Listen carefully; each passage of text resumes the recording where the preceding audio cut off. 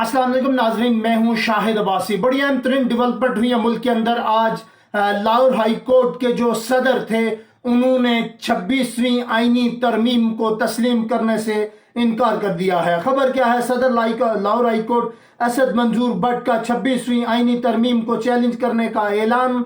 26वीं आईनी तरमीम को चैलेंज कर रहे हैं।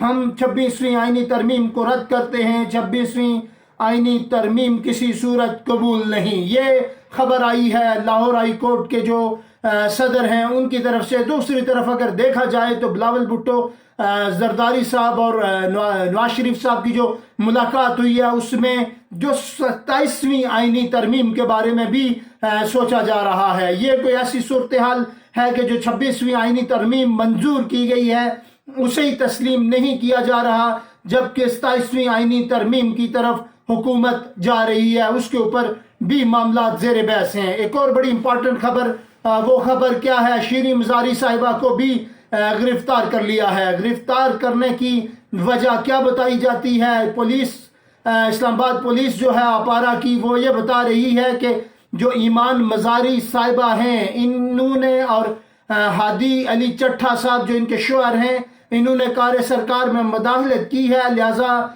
जो इस्लामाबाद अपारा पुलिस है उन्होंने इस ज़िमन में इनको गिरफ्तार किया है। ये सारी जो सूरत हाल सामने आई है, आज की जो डेवलपमेंट हुई है। अगर हम बैकग्राउंड की बात करें तो ईमान मजारी साहिबा जो हैं वो चंद रोज़ कबल जो मारंग बलोच साहिबा बैरून मुल्क किसी कॉन्फ्रेंस में जा रही थी तो उन्हें रोक लिया गया था। जो उनकी भी वकील थी और हाई कोर्ट के अंदर चीज़ों की समाअत हुई, केसेस की जो समाअत हुई, उसी दौरान ईमान मजारी साहिबा ने बड़ा सख्त मौक़िफ़ दिया था। बाहर आकर कुछ इंटरव्यूज़ दिए थे, मुख्तलिफ चैनल्स के ऊपर भी वो चले। उन्होंने कहा था कि मारंग बलोच जो एक लीडर हैं और उन्हें इस तरह से रोकना मेरा ख्याल है अच्छी बात नहीं, ये कानूनी तौर पर जुर्म है। इनकी जो आज़ादी है उसको भी सल्ब किया जा रहा है।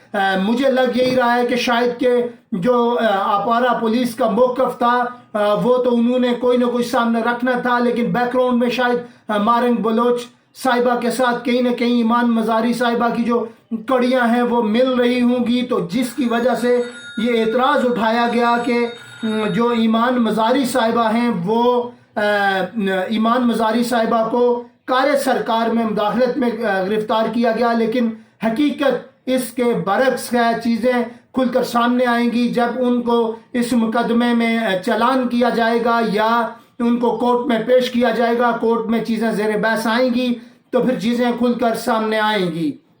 दूसरी तरफ अगर मैं देखें खबर पर तो मौलाना साहब का जो आईनी मसवदा था जो उन्होंने पेश करना था वो भी जो है वो नहीं पेश किया गया, जिसके ऊपर नूर आलम साहब ने जो मेन अंदर के जो गेम थी, जो मामला थे, उनको सामने रखा और सामने रखने के बाद चीज़ें इन पिक्चर होकर सामने आई, जहां पर नूर आलम साहब ने कहा कि पाकिस्तान तहरीक इंसाफ के साथ जो सीट एडजस्टमेंट अगर हमने की तो फिर भी हमें वोट नहीं मिलेंगे, हमें इनके खिलाफ इलेक्शन लड़ना है। इस तरह की जो सूरत हाल कुछ चीज़ें नूर आलम साहब ने सामने रखी।